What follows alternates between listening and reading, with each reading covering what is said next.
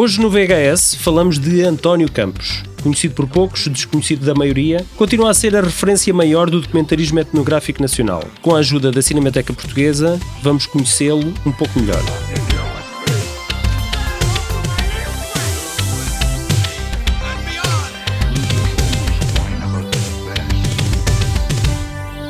Hoje voltamos a visitar o sótão para encontrar as bobines injustamente esquecidas de mais um nome do cinema português que mereceu mais do que aquilo que lhe demos. Falamos de António Campos, cineasta e documentarista, percorreu solitariamente Portugal nas décadas de 60 e 70 com uma câmara de filmar e uma vontade de registar a realidade de um país rural. Em 1971 apresenta aquele que será porventura o seu mais emblemático trabalho. Pelo menos eu acho, mas já percebemos que isto é controverso. Falo de Vilarinho das Furnas, um documentário a preto e branco sobre os últimos dias de uma aldeia minhota. Este é apenas um dos seus muitos trabalhos a ser recentemente restaurado e disponibilizado pela Cinemateca Portuguesa e pelo projeto Filmar, coordenado por Tiago Bartolomeu Costa, que é hoje o nosso convidado. Olá, Tiago. Olá, Tiago. Bem-vindo. Olá. Muito obrigado, como é que estão? Estamos bem. Muito bem, obrigado. Não estás em Portugal. Há pouco dizias-nos que estavas num quarto de hotel, imagino que estejas algures por aí. Não. Estou num quarto de hotel em Portugal, em Évora. Mas é verdade que entre os e-mails que nós trocámos nas últimas semanas, tinha estado em Paris. Já respondi de Paris, pois. Já respondi de Ceia, já respondi do Porto, já respondi de Lisboa, já respondi de Campos Gerês, o mais perto possível que nós podemos estar de Vilarinho da Furna. Portanto, mas agora estou em Évora para preparar, entre outras coisas, a sessão Filmar que vamos organizar em conjunto com o Cinema Fora dos Leões, em Évora, e que é uma sessão simultânea com a Casa do Cinema de Coimbra e naturalmente na Cinemateca Portuguesa, para marcarmos o Dia Internacional do Mar, que se celebra 30 de setembro. Tu agora disseste especificamente Vilarinho da Furna? Mas é das Furnas, ou então, foi uma gralha, olha ou não? Que não, não é olha que não. Não é propositado? Então, isso é uma das histórias mais ricas que este filme nos ajuda a contar e que, de alguma maneira, é exemplo da tensão que o filme de António Campos registra, mas que, sobretudo, é a tensão vivida entre os habitantes da aldeia de Vilarinho da Furna e a intenção da empresa hidroelétrica de construir a barragem de Vilarinho das Furnas. Ok. Portanto, a barragem é no plural, mas, na verdade, como diz o professor Manuel Antunes, que é o presidente da associação A Furna, só existe uma furna. E, portanto, a aldeia sempre teve esse nome e um dos focos de tensão do António Campos com os habitantes está precisamente aí, que a dada altura foi acusado de tomar o partido da empresa elétrica. Exato. Nós corretamente devemos falar do filme Vilarinho das Furnas, que é sobre o processo de construção da barragem de Vilarinho das Furnas. Da Furna. Não, da Furna. Oh, não. Ai, não. Ai, que confusão. Sim, a barragem é Vilarinho das Furnas. Exato. A aldeia é Vilarinho da Furna. Portanto, nós falamos da aldeia Vilarinho da Furna, que foi submersa pela barragem de Vilarinho das Furnas. Exatamente. Antes de irmos aqui ao filme, falar neste e noutros filmes, nós estamos quase no episódio 300 do VHS e nós nunca tínhamos tido ninguém diretamente ligado à Cinemateca a conversar connosco, o que é uma pena. Verdade. Porque grande parte do nosso trabalho ou da pesquisa que nós às vezes fazemos de cinema português, vamos sempre a tropeçar ao site da Cinemateca e eu vou estando sempre atento também aos filmes que vocês vão colocando lá. Portanto, acho que este encontro aqui e não é só isso. Era devido. Duas das minhas descobertas a nível cinéfilo nacional foram proporcionadas precisamente pela Cinemateca. O António Campos é uma dessas descobertas, que há cerca de 20 anos no Teatro José Lúcio da Silva, em Leiria, fez-se um ciclo da obra do António Campos, e o outro é o António de Macedo. Por isso eu estou muito grato à Cinemateca pelo trabalho que a Cinemateca desenvolve a este nível de preservar e de dar a conhecer esta memória cinéfila, não é? Que muitas vezes está esquecida, mas não está perdida. Desculpem, Tinho. Não há peço problema. imensa desculpa. O ar-condicionado das diferentes viagens dá nisto. Espero não ter estragado Não, a gravação. podes pegar aí nessa linha de raciocínio e depois vocês cortam. Mas Sim, isso sim, é sim, que é nós bom, os editamos. podcasts são melhores do que ir ao Cinemax. Não, o Cinemax também é gravado, que estupidez. Não é... Nós não- acabámos de chegar ao Cinemax, não estraguem já. Exato, É uma exato. coisa absolutamente extraordinária. Tivemos 25 mil espectadores a ver a invenção do amor. É uma que coisa bom, que inacreditável. fixe, que fixe. Foi bem promovido, E é um então. projeto incrível aquilo que nós estamos a fazer com o Cinemax, e o projeto Cinemax e o Cinemax é um projeto. Pronto, então eu volto atrás. Aquilo a que nós devemos estar agradecidos, na verdade, é àqueles que acham que vale a pena preservar a memória e, portanto, ou sendo os diretos responsáveis ou sendo os herdeiros, entendem que essa memória deve ser partilhada através de uma instituição que tem como missão pública precisamente preservar esse património fílmico a partir do qual se constrói a memória coletiva.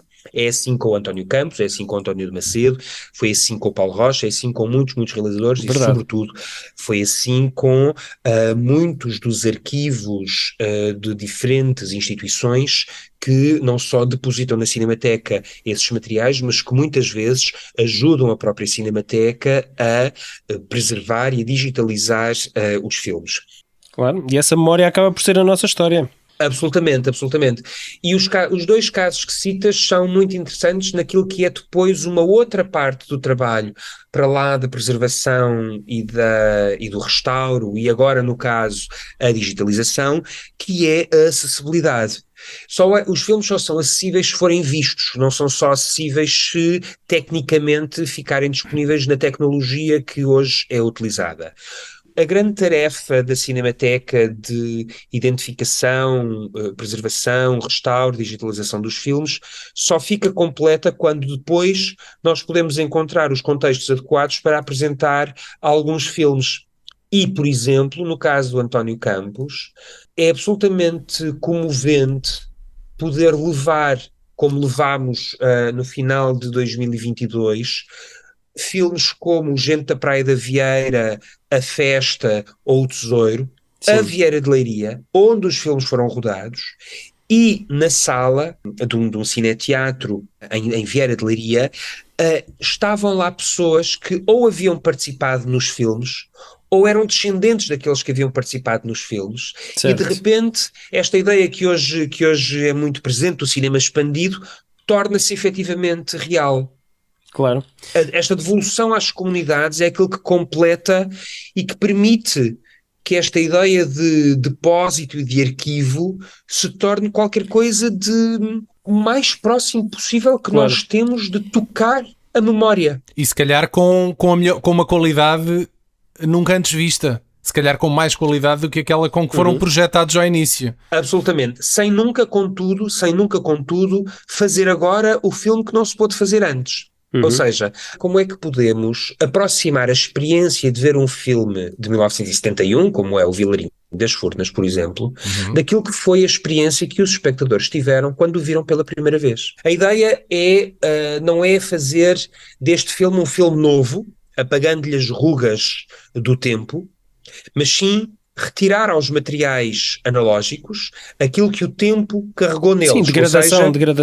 A degradação cromática, os riscos dos excessos de exibição e, sobretudo, assegurar que é feita uma nova cópia para ser utilizada na tecnologia que hoje existe. Certo. E que daqui a 10 anos, ou daqui a 5 anos, ou daqui a 20 anos, uma outra tecnologia que possa existir não nos obrigue a ir ao material original para voltar a fazer uma nova cópia para essa tecnologia. O que é que a Cinemateca não faz?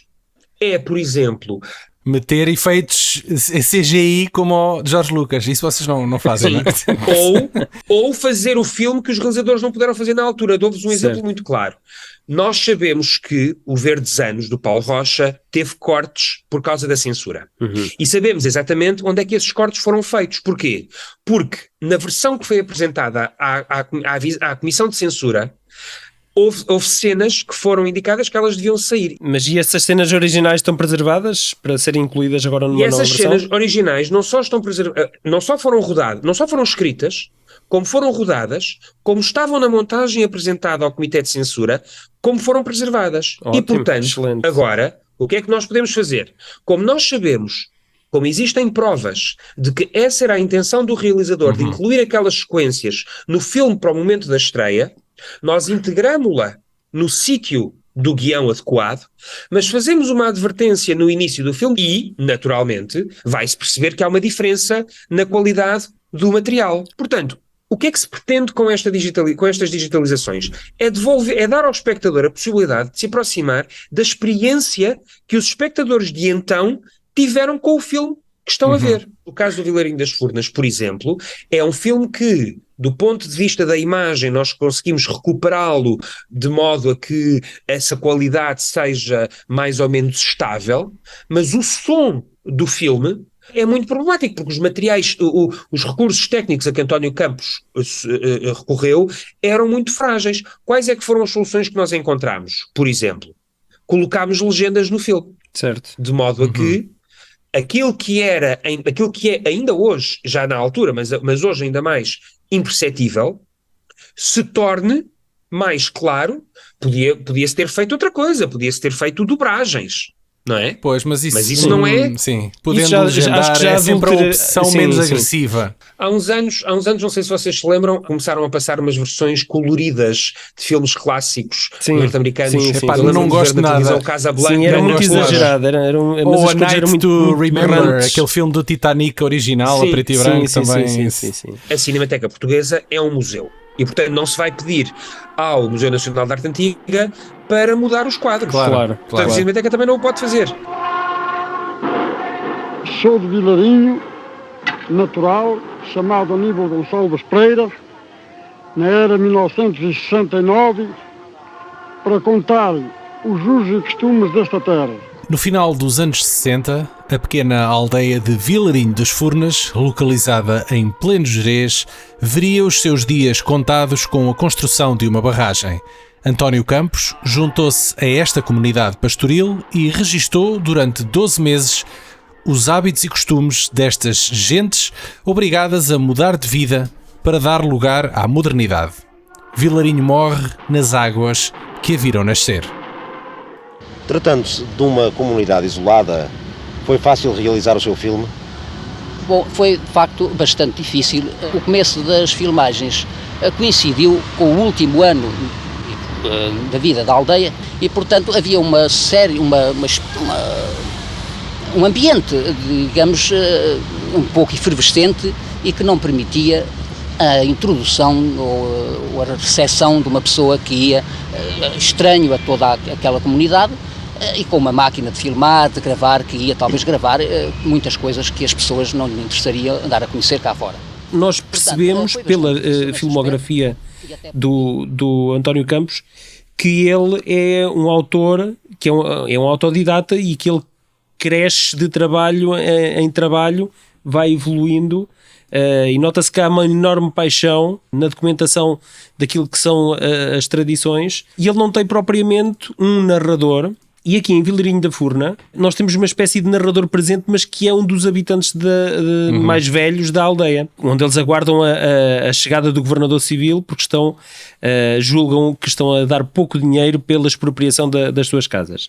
E para nossa surpresa, o governador civil acaba por ser um advogado do diabo, não é? Ele está ali, mas está atento às opiniões da população, mas por outro lado... a decisão já está tomada.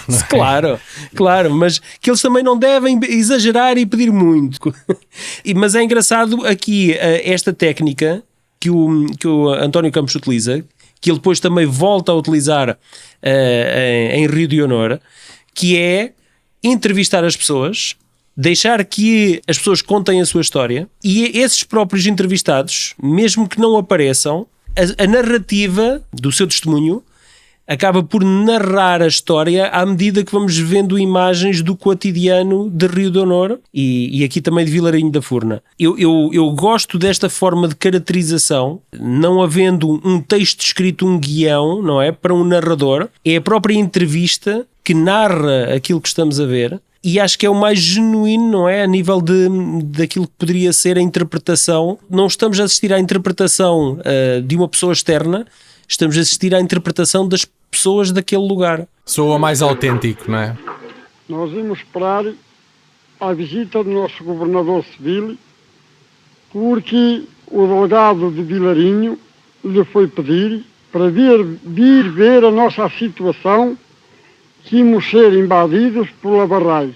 O que tu descreves é uma percepção muito interessante, porque é aquilo que o António Campos gostava que efetivamente se entendesse.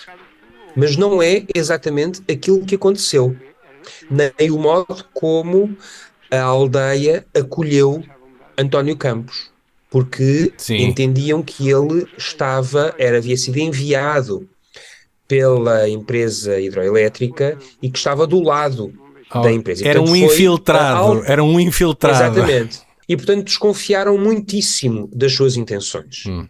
E, aliás, António Campos há depois de acabar por pedir ajuda a algumas pessoas, entre elas, algumas delas que vão acabar por entrar no filme, porque sentiu que a aldeia estava, naturalmente, a comunidade estava desconfiada daquilo que ia acontecer. Porque mesmo no final já das filmagens, bastante tempo depois, ainda a população não aceitava a minha presença com a máquina e com o gravador e, portanto, tornou difícil a realização deste documentário, até porque pretendia ir dentro das casas e imiscuir-me mais do que aquilo que as pessoas estavam habituadas ou desejariam. Essa relação que tu falas da presença das pessoas, no caso do cinema do António Campos, que é alguém que se interessou sempre, o seu grande objetivo era fazer ficção. Certo. E não conseguia, e não conseguiu até durante muito tempo fazer ficção. Sim, Portanto, não a relação tinha que ele tem meios. com a paisagem, na verdade ele é um autodidata, como lembras e bem, mas é alguém também que era um aventureiro, um pioneiro e que decidiu avançar mesmo sem saber como é que podia construir um filme. É verdade que logo desde o início, nas suas curtas-metragens, O Senhor e o Tesouro, por exemplo, ambas de 1958, que são filmes que nos mostram a realidade da praia de Vieira de Leiria, que são filmes com uma dimensão etnográfica e antropológica muitíssimo forte, são também aquilo que hoje se chama documentário do real, ou etnoficção. Cinema e que na altura eram verité. termos que não existiam. Também há esse termo, Cinema verité, exatamente, cinema du réel, como agora Sim, se diz. mas há aqui quase uma distinção entre o documentar algo, não é? Em que há aqui uma visão de alguém de fora que está a fazer a sua interpretação daquilo que é visto, e o espectador vê essa interpretação, que esta forma de contar a história acaba por aproximar mais o espectador daquilo que é a realidade daquelas gentes, do dia-a-dia daquelas gentes, daqueles costumes, porque são eles são o narrador da sua história, da sua própria história. Absolutamente. Aproxima não apenas o espectador, mas sobretudo aproxima as pessoas que estão a ser filmadas de um espelho que as vai fixar.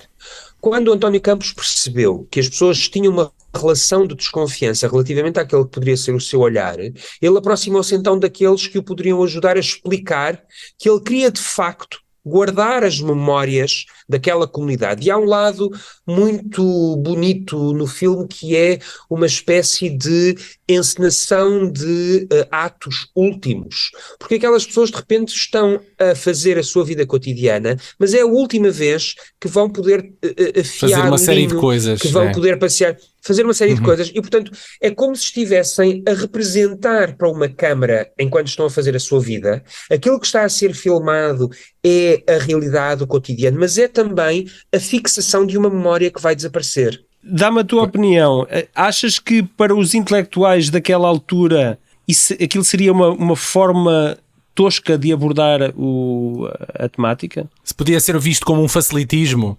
De maneira nenhuma. Os intelectuais do cinema da altura, e à cabeça está Paulo Rocha, ou o João Bernardo da Costa, que apoiou, enquanto esteve na Fundação Gulbenkian, este filme e outros do António Campos, acreditavam de facto que António Campos era alguém completamente à margem do sistema, mas a saber muito mais sobre cinema do que aqueles que trabalhavam há muito tempo. Por exemplo, Manuel de Oliveira convidou António Campos para ser seu assistente de realização no Ato da Primavera, que é um filme que se passa durante as celebrações pascais na região de Trás-os-Montes, porque precisamente reconhecia em António Campos uma qualidade no olhar que em nada ficava limitada nas condições técnicas, que eram efetivamente frágeis, que ele pudesse ter. A única coisa que nós podemos lamentar, de facto, é que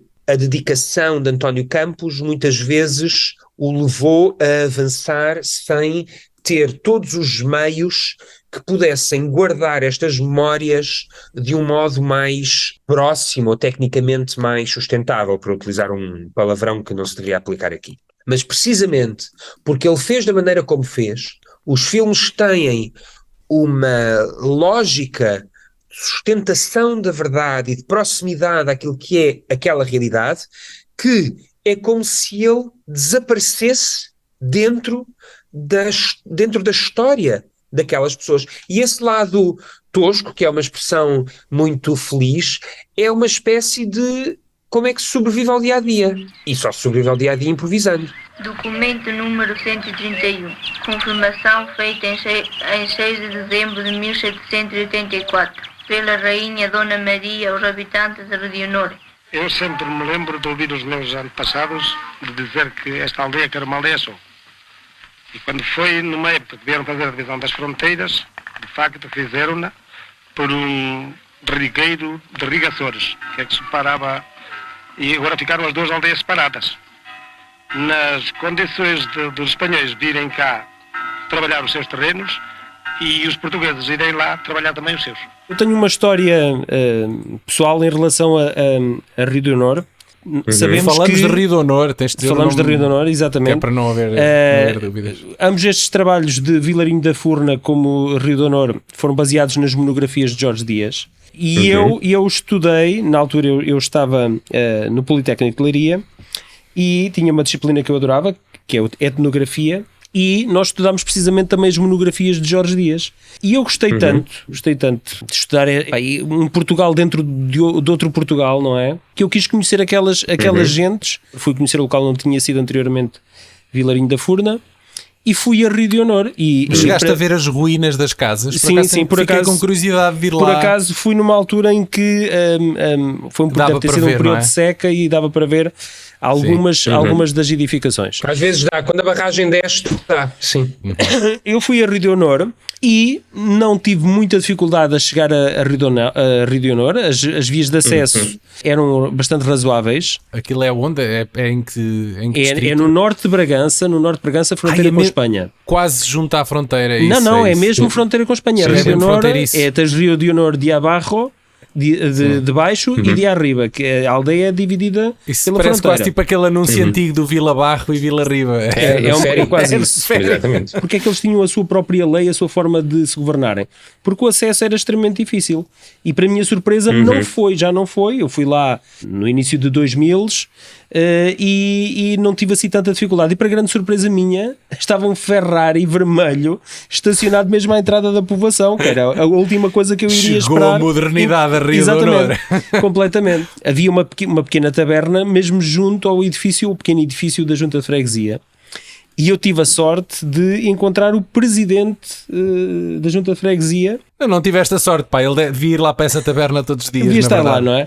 Sim. E então eu comecei a falar precisamente das monografias de Jorge Dias e para grande surpresa minha, o homem desacreditou completamente a monografia de Jorge Dias.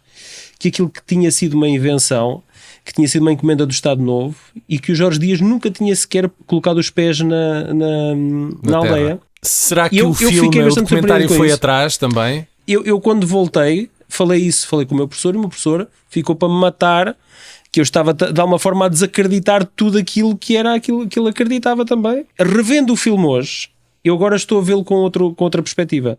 Porque aquele presidente da junta que eu conheci naquela altura, ele tinha 40 e alguns anos. E ele provavelmente nasceu na altura em que o documentário foi feito. E vendo agora o documentário, há um padre que menciona precisamente a perda da tradição que tinha sido documentada por Jorge Dias. Que àquela época em que estavam ali a ser gravados, já não, aquelas práticas, usos e costumes já estavam a desaparecer. Já estavam a terminar. Completamente. Mas tu achas que o homem não saberia isso, o presidente, não é? Não teria consciência disso? Eu acho que houve ali um choque geracional de algures. Agora, ao rever o filme e ouvindo aquele padre a falar desta perda de identidade, porque ele fala mesmo nisso, de uma perda de identidade, e que as pessoas deviam se concentrar em voltar a preservar as suas referências de tradições que tão bem tinham sido documentadas pelo Jorge Dias. Há um lado que é muito interessante no cinema do António Campos, que tem a ver precisamente com isso, com a consciência de que há um tempo que está a desaparecer, mas aquele que há de surgir é outro que aprendeu desta realidade e que não tem que aquilo que importa é perceber se a ruptura é uma ruptura violenta, como foi em Vilarinho das Furnas, ou uma ruptura sobre a qual não se pode fazer nada, como por exemplo acontece com o Almadraba à Toneira, que também é um filme, este de 1963, em que, por um acaso, António Campos vai filmar aquela que será a última campanha da pesca do atum na Ilha da Abóbora, que é uma ilha que desaparece com o avanço das águas do mar. Nós falamos de alterações climáticas. O filme, eu tive lá há pouco tempo, sim, curiosamente, e eu agora estive a rever o filme e eu achei incrível porque há muitas coisas que estão muito semelhantes ainda. E ele... Não na aldeia, porque a aldeia pois, aquilo acho que mas já não existe, não é? Ele gravou. Estiveste na Praia do Barril. Estive na Praia do Barril, precisamente. Essa é aquela das âncoras. A Praia do Barril não é a Praia do Barril não é a Ilha da Abóbora. Sim, eu sei disso, mas eu hoje consegui reconhecer muitos dos locais onde ele esteve a gravar. E agora a coisa mais incrível que eu reparei no filme é um camaleão. Que é uma espécie que está também extremamente reparei, mas protegida. Havia camaleões em Portugal. Sim. Estão em extinção. É raríssimo hoje em dia encontrar um. Para mim foi o que me chamou mais a atenção no meio daquele trabalho. Não foram os atuns a saltarem para dentro dos barcos, foi o camaleão. Foi tudo, não foi tudo, mas especialmente o camaleão.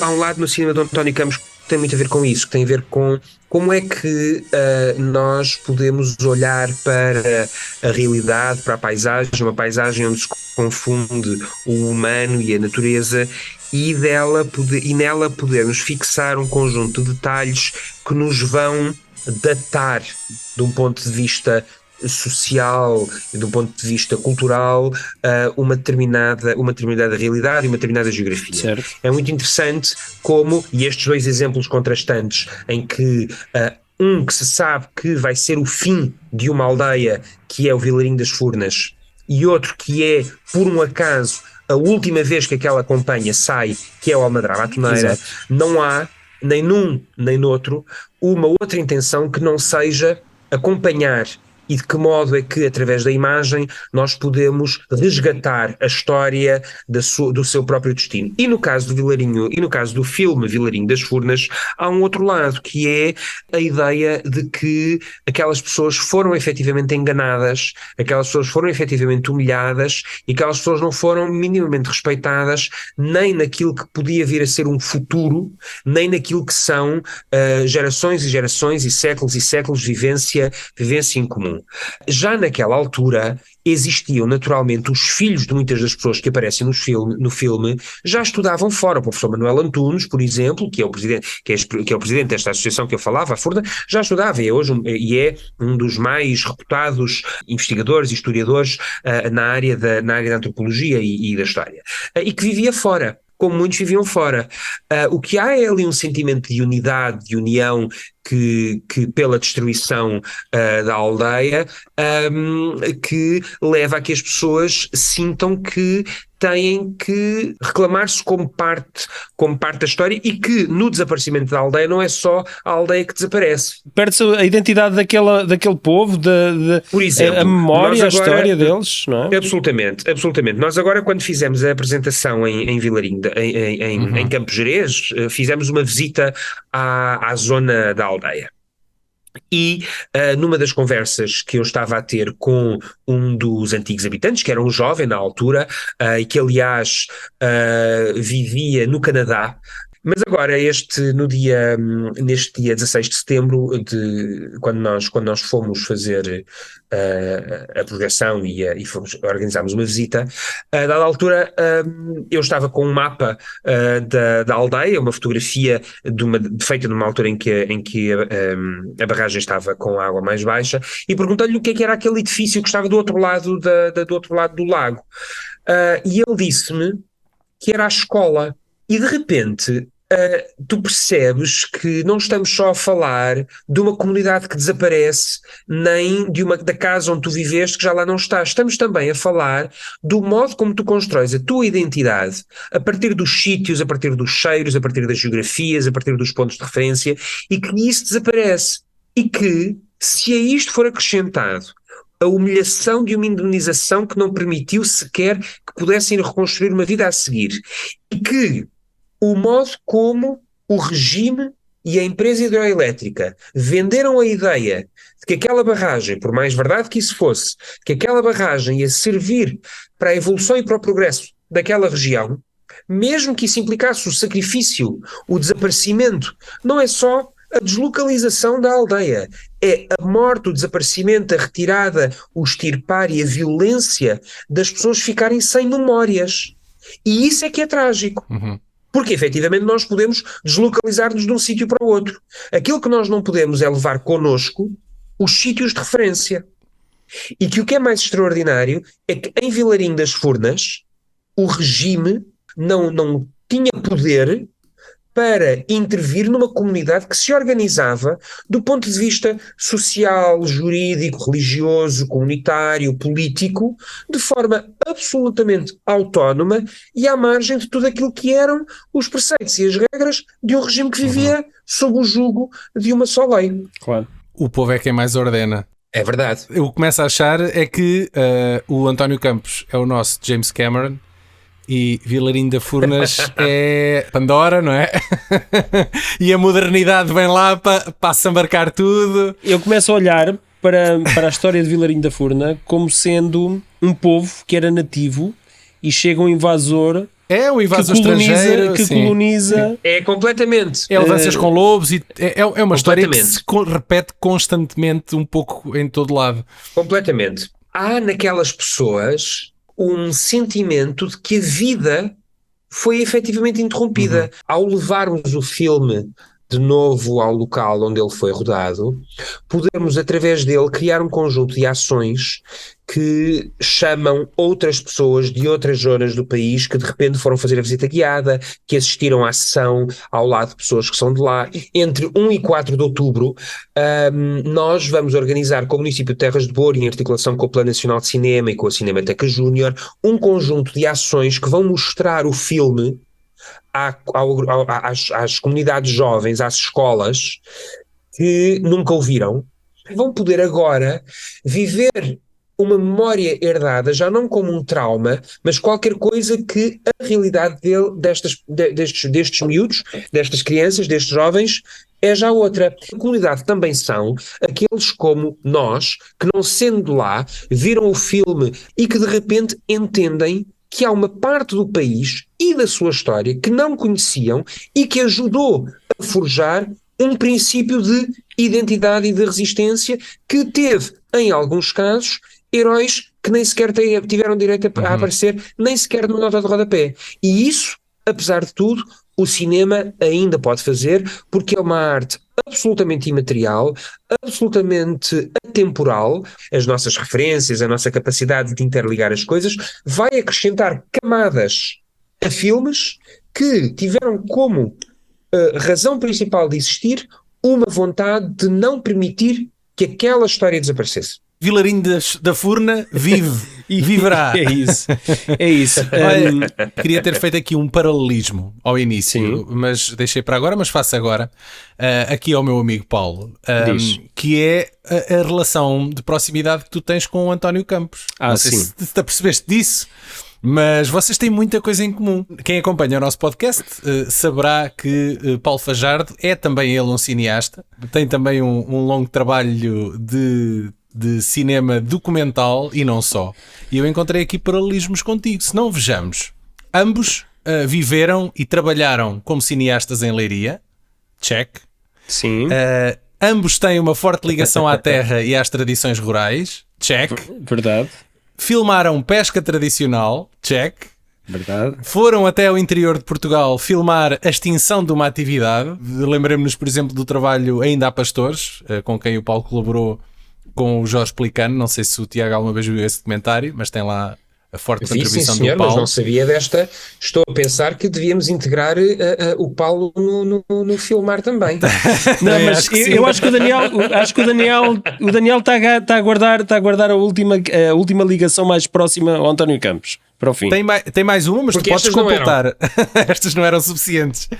Tenho mais uma aqui que é os primeiros trabalhos foram curtas de ficção a preto e branco.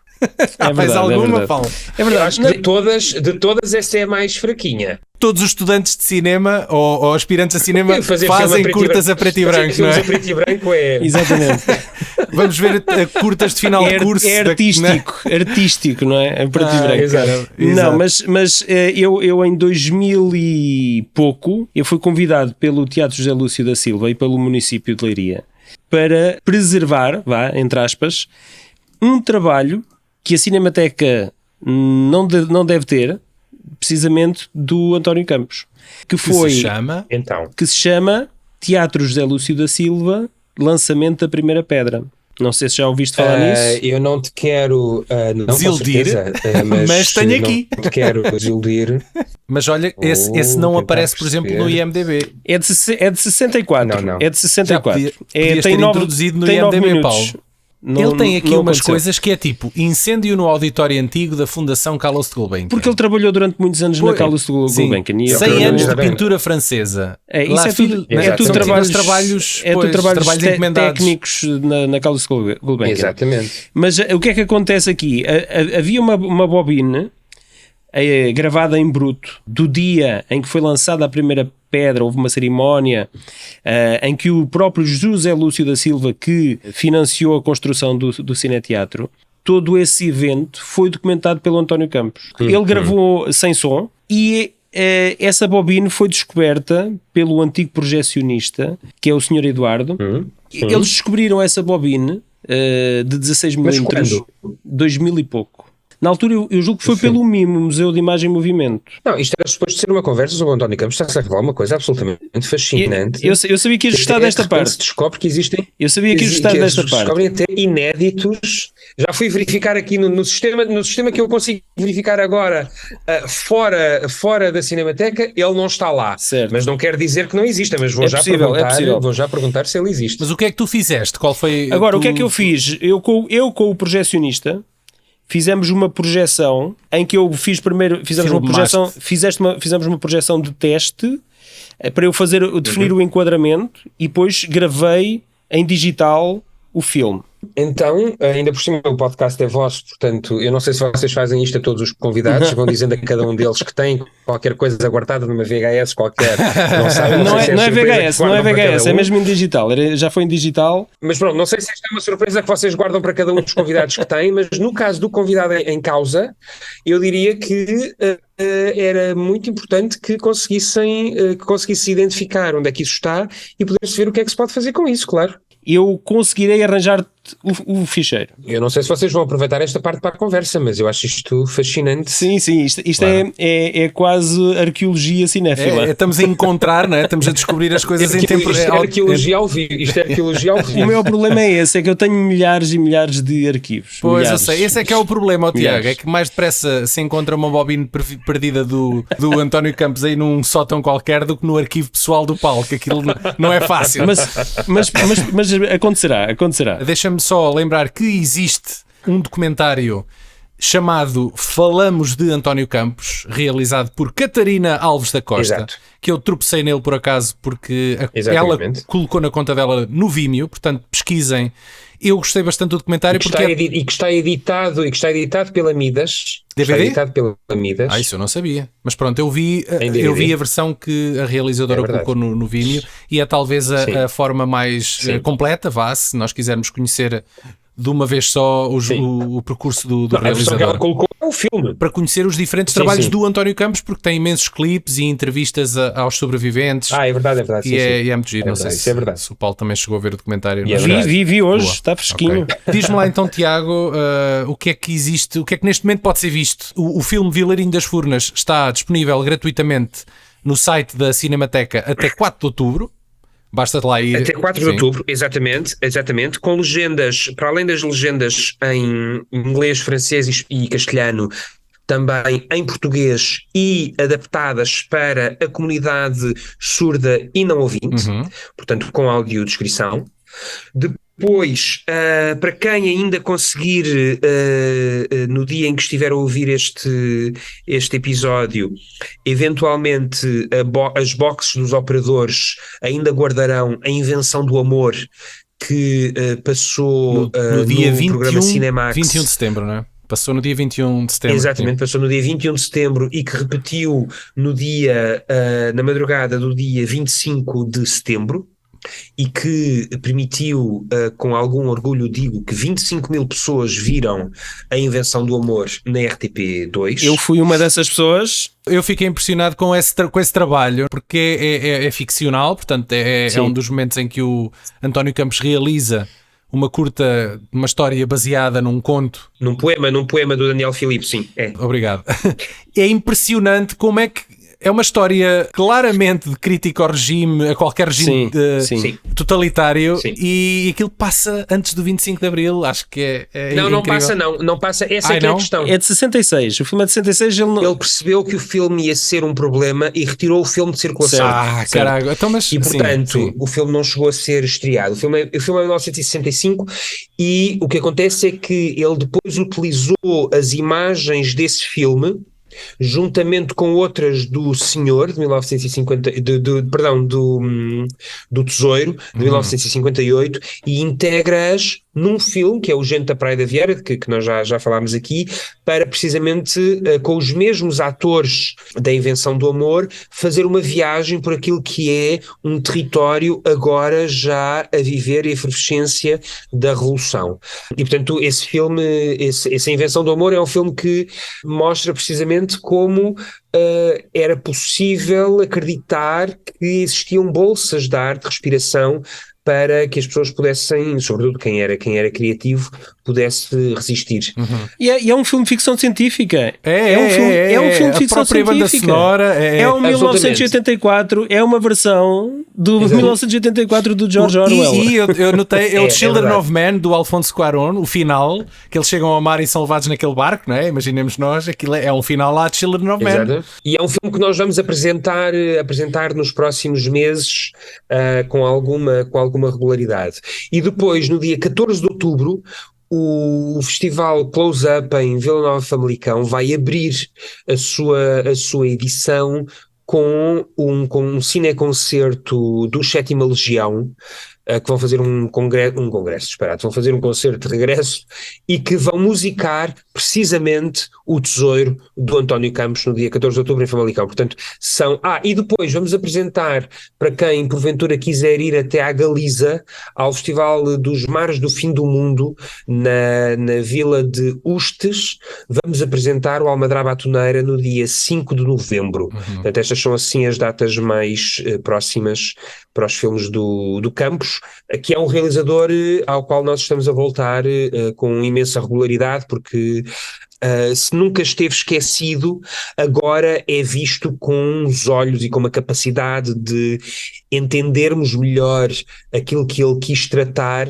como muito provavelmente ele na altura não teve esse acolhimento, portanto não conseguiu fazer. E muito Muito merecido, e muito merecido que isso é. Eu não disse uma coisa importante, devia ter dito logo no início. Então O Filmar é um projeto de financiamento europeu que junta a Noruega, a Islândia e o Liechtenstein para a preservação do património fílmico relacionado com o mar, que vai durar até abril de 2024 e que pode ser acompanhado na conta de Instagram, que é muito simples, é __filmar__, e onde nós vamos dando conta da programação e, sobretudo, muitos dos filmes que já estão digitalizados podem ser vistos na página da Cinemateca através da Cinemateca Digital, se escrever na barra filmar, e vão aparecer já à volta de 40 filmes já digitalizados, alguns verdadeiras preciosidades que mostram como aquilo que nós achamos que sabemos sobre a história do cinema em Portugal é, na verdade, já falámos do Titanic várias vezes aqui nesta sessão, é na verdade a ponta do iceberg da história do cinema. Falámos no James Cameron, não foi no Titanic, mas ok, pode ser. Não falámos há bocado de colorização. Pois foi, do A Night to Remember, é verdade. Até foste tu que referenciaste, Daniel. Olha, Tiago, está dito, não é? Então é isso, está dito. Tiago, muito obrigado. Olha, força para esse trabalho monumental que é de preservar a nossa história cinéfila. Epá, é um trabalho que não é para nós, é para as futuras gerações, é para todos nós. E também é para nós, pá, porque há tantos filmes portugueses que eu não vejo porque não existem, ou as versões que existem são DVDs manhosos que andam por aí a circular, e eu acho que se deve pegar nisso e dar-lhes uma nova vida, porque caso contrário perdem-se no esquecimento e isso é uma tristeza. É isso. E vocês estão a fazer esse trabalho. Cabe-nos a nós assegurar que as próximas gerações sabem que nós nos preocupamos com aquilo que existia. Também é para nós, como é sobre nós e sobre aquilo que nós estamos dispostos a fazer para assegurar que os filmes se tornam verdadeiramente acessíveis, como aliás vocês fazem nestas conversas, que é chamar a atenção para um conjunto de dimensões menos formais, e eu queria agradecer-vos muito a esta conversa que foi absolutamente rara. Obrigadíssimo a fazer serviço público. Obrigadíssimo. E dito isto, vamos nós, mais outra referência ao Titanic, vamos submergir nas águas, como aconteceu a Vilarinho da Furna, mas prometemos voltar à tona muito em breve. Até uma próxima.